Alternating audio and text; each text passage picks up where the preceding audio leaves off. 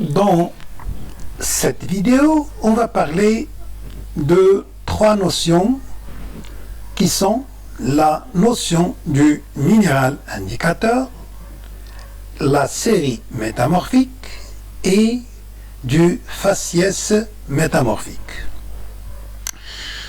Alors, c'est quoi ces trois notions? Alors, au cours du métamorphisme, il y a apparition et disparition des minéraux. D'ailleurs, on a profité pour définir le métamorphisme de ces deux termes, apparition et disparition, et la transformation des uns aux autres en fonction des conditions de pression et la température. Comment peut-on utiliser ces minéraux comme indicateurs de facteurs métamorphiques et qu'appelle-t-on la série métamorphique? Alors, allons-y, notion par notion. Alors, que veut dire le minéral indicateur ou le minéral index?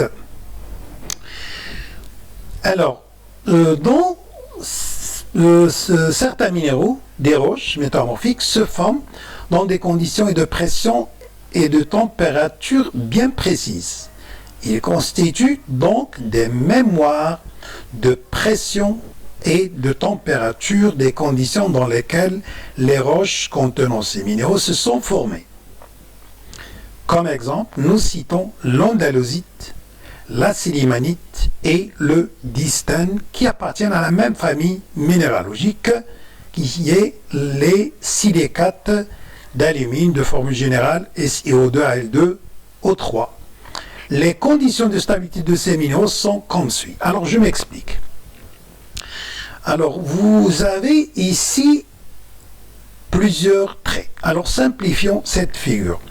Alors je vais vous demander de négliger tous ces traits et ces chiffres et vous concentrer avec moi sur les trois couleurs que vous avez, les trois domaines, c'est-à-dire ce domaine bleu, ce domaine jaune et ce domaine violet.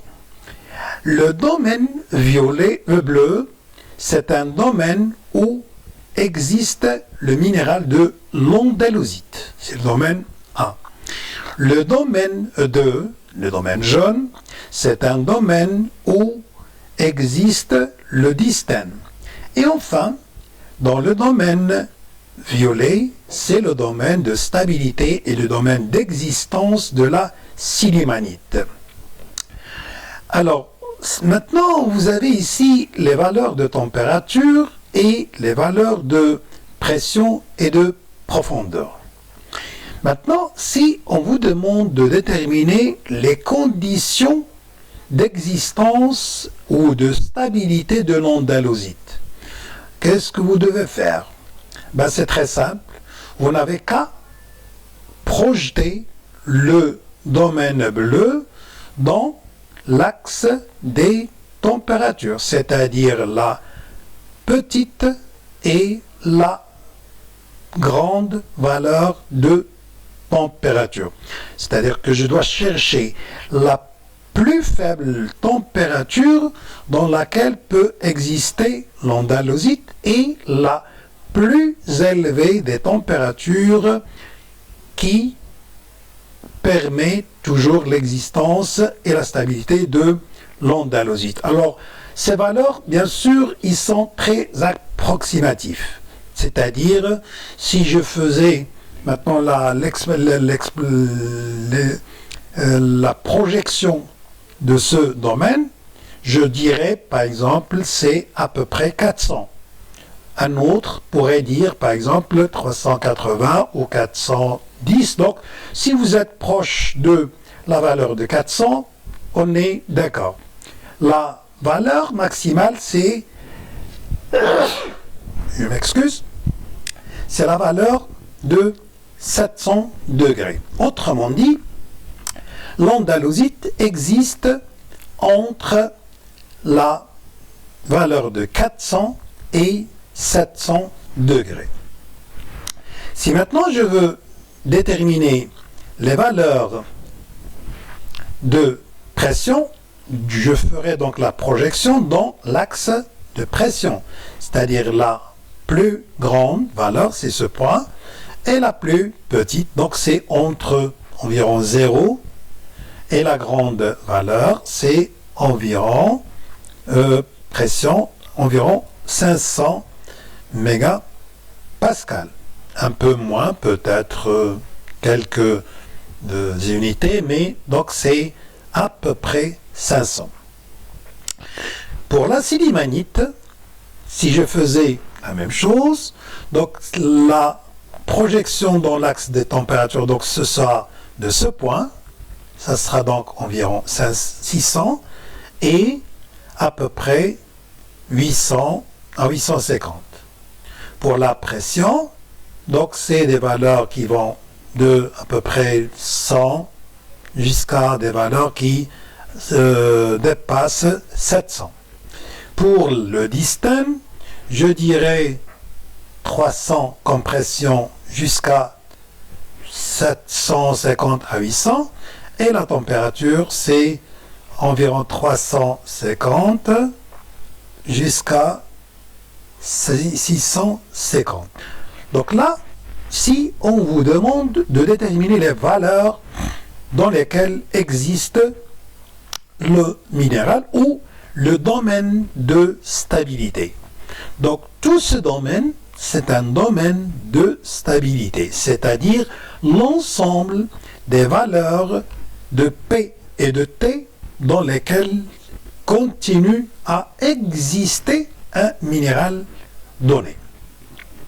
Mais que veut dire alors un minéral index? Alors qu'est-ce que le minéral de l'andalosite indique? Alors, loin des projections, remarquez, si je simplifie, alors l'andalosite, il est plutôt vers des valeurs faibles de pression et des températures faibles à moyenne. Autrement dit, je répète, le minéral de l'andalosite, donc ce domaine, avec les valeurs que l'on a déterminées tout à l'heure, il existe, ce minéral existe dans des valeurs de pression qui sont faibles, projection du domaine bleu, donc c'est des pressions faibles, et des températures faibles à moyenne. Autrement dit, si je trouve l'andalosite dans une roche, cette roche alors a été formée dans les mêmes conditions de l'andalosite, c'est-à-dire une température moyenne à faible et une pression faible. Si maintenant le silémanite, remarquez le minéral de la silémanite, si je vous dis qu'une roche contient la silémanite, est-ce qu'on pourra déterminer la valeur de la pression? Est-ce qu'on aura une idée? La silémanite, elle peut être présente, elle peut se former à des valeurs faibles de pression, moyenne et même élevée. Autrement dit, la silémanite ne donne aucune idée sur la pression puisqu'elle peut se former dans des valeurs très très variables. Par contre, remarquez la plus faible température, c'est 600. Au-delà de 600, dans des températures plus élevées que 600, je peux avoir la silémanite. Autrement dit, la silémanite est un index, est un indicateur de la température élevée. Par contre, le distance, remarquez son domaine de stabilité, il est plutôt vers des valeurs de pression élevées. Des températures qui pourraient être faibles à moyenne, mais c'est surtout un index de haute pression. Donc si je résume, le distance, c'est un index de haute pression. La silémanite, c'est plutôt une haute température, alors que l'andalosite, c'est plutôt une faible et jusqu'à une faible à moyenne température. Les lignes que vous voyez ici, notées 2, notées 1 et notées 3, ce sont des lignes de séparation de l'andalosite à la sillimanite, cette ligne. 3, elle sépare le domaine de stabilité de la sillimanite du distène, et le 1, elle sépare le domaine de stabilité de l'andalosite au domaine du distène. Qu'en est-il des autres traits et chiffres que vous voyez ici? C'est à peu près la même chose, et là je pourrais prendre n'importe quel exemple. Par exemple, là, le minéral 5, la zone d'apparition du grenat. Alors si je vais ici 5, cette ligne, remarquez 5, cette ligne, elle désigne donc la ligne 5, mais vous avez plus et moins. Ce qui veut dire que à droite de cette ligne, il existe le grenat.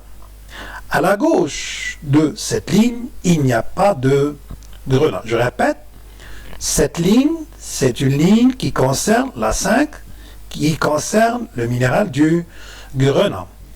Et on vous marque le signe plus et le signe moins pour vous montrer où existe le minéral et où il n'existait pas. Alors le plus, le signe plus, veut dire bien sûr que le minéral existe. Le signe moins veut dire que le minéral n'existe pas. Donc, si je prends l'exemple du grenat, le 5, donc à gauche, il n'y a pas de grenat, cette zone, mais une fois arrivé à cette zone, c'est-à-dire des conditions de P et de T, le grenat apparaît. Si je prends un autre exemple, par exemple le 6, la zone de la storotide. Alors là, 6, elle concerne le minéral de la storotide. À la droite de cette ligne, on aura, donc à cette zone, on aura la storotide, moins la storotide n'existe pas. Remarquez, pour le 7, elle concerne également la storotide, mais si 6 et 7 concernent la storotide, remarquez qu'il y a une chose très importante. Les signes plus et moins. Là, le signe plus, il est à droite, et là, le signe plus, il est à gauche. Autrement dit, la ligne 6 veut dire quoi? À sa droite, il y a la storotide, mais la ligne 7, c'est à sa gauche qu'existe la storotide. Autrement dit, la storotide ne peut exister qu'entre les deux lignes 6 et 7. À droite de la ligne 7, elle n'existe pas. À la gauche de la ligne 6, elle n'existe pas. Et donc la storotide ne peut être présente que dans ce domaine qui est limité entre les deux lignes 6 et 7. Vous pouvez faire la même chose pour les autres minéraux.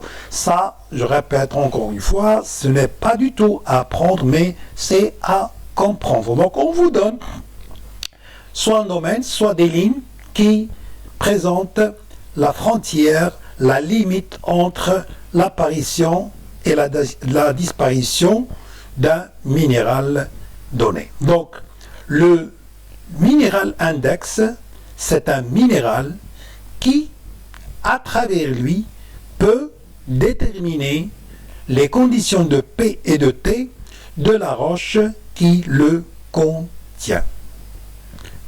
Alors que le domaine de stabilité, c'est un domaine.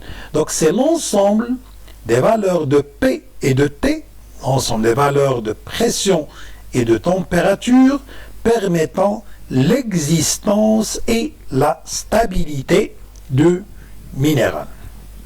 Donc ça, c'est la notion du minéral index et du minéral ou du minéral indicateur. Là, on pourra compléter le tableau, ce que j'avais fait d'ailleurs tout à l'heure, c'est-à-dire le minéral, l'andalosite, le domaine de température, donc c'était entre deux valeurs, le domaine de pression c'est également la même chose, entre deux valeurs, et là, les conclusions, il s'agissait tout simplement de dire que la silimanite, elle caractérise une température élevée, l'andalosite par contre, elle caractérise les valeurs des valeurs de température faible à moyenne, alors que le distane, il caractérise les conditions de pression élevées. Et comme ça, donc, on pourra compléter le tableau et de là donner la définition du minéral index et le domaine de stabilité. La deuxième notion, c'est la notion de série. En fait, la série, on a déjà parlé à 2 reprises, mais on n'avait pas défini la notion de série. C'est quoi alors cette série? Alors vous vous rappelez, là on a l'argile qui a donné le schiste, le micaschiste et le gneiss. C'était dans la zone de la collision. Vous vous rappelez également, dans le cas de la subduction, c'était le gabbro ou le basalte qui donnait le schiste vert, le schiste bleu et l'éclogite. Alors là, c'est une série. Là, c'est une autre série. On pourra citer d'autres séries, c'est-à-dire le grès, il donne le quartzite comme roche métamorphique. Si je prends le calcaire comme roche mère, on pourra avoir le marbre. D'ailleurs, le marbre, c'est une roche qui est très connue, qu'on utilise dans nos cuisines, dans nos salles de bain, même dans nos sols. Ce n'est qu'une roche métamorphique. Le marbre pourrait se transformer en wollastonite. Le charbon, lui, peut se transformer en graphite et puis le diamant. Eh oui, le diamant, ce n'est qu'une roche métamorphique. Le graphite, lui, c'est la mine du crayon. C'est ce que avec quoi vous écrivez, c'est la mine noire du crayon qui provient du charbon. Donc tout ça, ce sont des séries. Alors pourquoi les séries diffèrent? Ils diffèrent parce que c'est la roche mère qui diffère. Ça reviendrait à préparer une recette avec des ingrédients. Si je vous donne des ingrédients donnés, par exemple, si je vous dis des carottes, des navettes, la gorgette et puis la semoule, tout le monde va me dire que je suis en train de préparer du couscous. Je ne pourrais pas préparer une omelette ni un tagine avec. Pourquoi? Ce sont les ingrédients de départ qui déterminent cela. C'est évident, donc si je vous donne cet ingrédient, c'est-à-dire l'argile, qu'est-ce que vous pouvez former à partir de cette argile? Vous ne pouvez former que le schiste, le micaschiste, puis le gneiss dans un degré de plus en plus fort de métamorphisme. Par contre, si je vous donne une autre roche, donc d'autres ingrédients, le gabbro par exemple, et le gabbro, donc vous pouvez former à partir de ce gabbro le schiste vert, puis le bleu, et enfin l'éclogite. Donc la série métamorphique, ou on pourrait également utiliser le terme séquence, la séquence ou la série métamorphique, c'est un ensemble de roches métamorphiques qui proviennent de la même roche mère. La roche mère, donc bien sûr, elle est soit sédimentaire, c'est le cas de l'argile, grès, calcaire, charbon. Elle pourra être magmatique, gabbro ou basalte, ou même ça pourrait être, là je n'ai pas donné d'exemple, ça pourrait être même une autre roche métamorphique. Donc la série ou la séquence métamorphique, c'est un ensemble de roches métamorphiques qui proviennent de la même roche mère, qui est bien sûr différente d'un cas à un autre.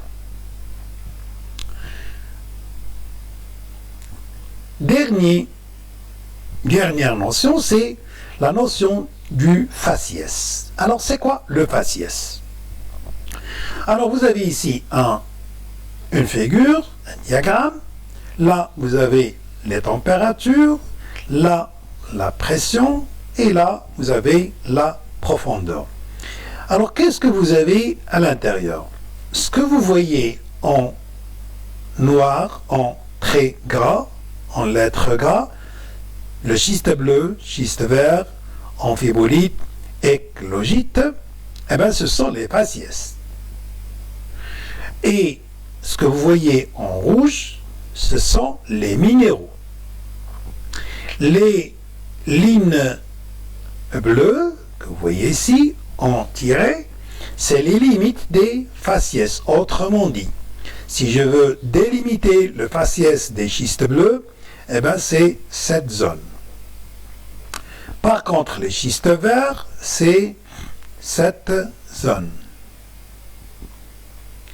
Alors que les amphibolites, c'est toute cette zone. Les éclogites, c'est dans cette zone.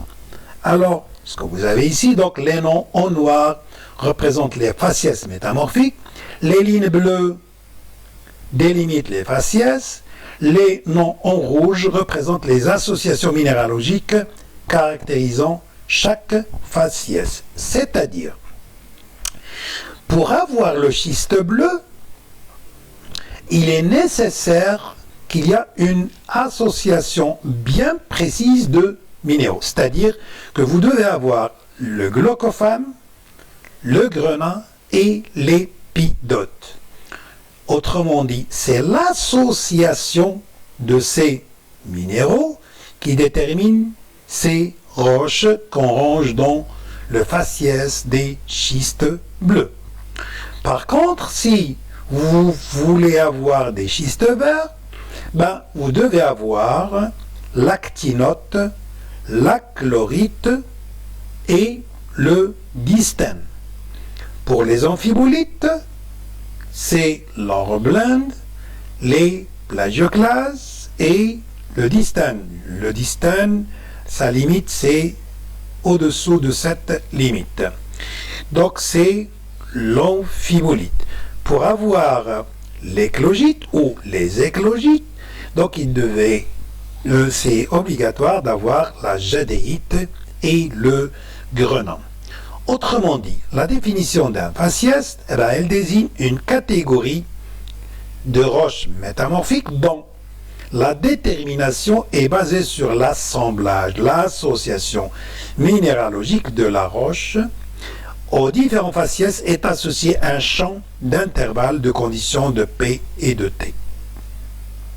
Donc, là, vous avez un ensemble d'espaces, donc c'est des conditions de P et de T, c'est-à-dire pour le schiste bleu, si je vous demande de donner les limites, c'est-à-dire le domaine de stabilité, donc vous devez faire la projection de ce domaine délimité par la ligne bleue dans l'axe de P et de T, c'est-à-dire la plus grande pression et la plus petite pression, donc ça serait ces valeurs, c'est-à-dire ici, cette limite, c'est-à-dire environ 500, et la plus grande, c'est celle-là, c'est environ un peu moins de 1400 mégapascales.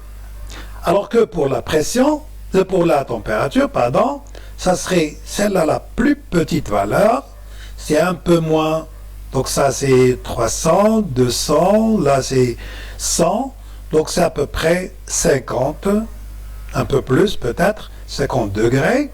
Et la plus grande température, c'est celle-là. Donc ça serait à peu près cette valeur, c'est-à-dire 400. Donc entre ces deux valeurs de température, vous avez le domaine de stabilité de schiste bleu et ce domaine, il est délimité par, caractérisé plutôt par cette association. Donc le glaucophane, le grenat, l'épidote, s'ils s'associent, s'ils se trouvent en même temps dans la même roche, vous avez le schiste bleu. Si vous avez l'actinote, la chlorite et le distane, vous avez le schiste vert. Alors que si vous avez l'hornblende, plagioclase et le distane ou alors la silimanite ou même le distane, vous avez l'amphibolite, alors que l'éclogite, elle est caractérisée par le jadéite, la jadéite et le grenat. Donc ça, c'était les notions des minéral indicateur, série métamorphique et le faciès métamorphique. À la vidéo prochaine qui étudiera les types de métamorphisme à leur relation avec la tectonique des plaques. À la prochaine.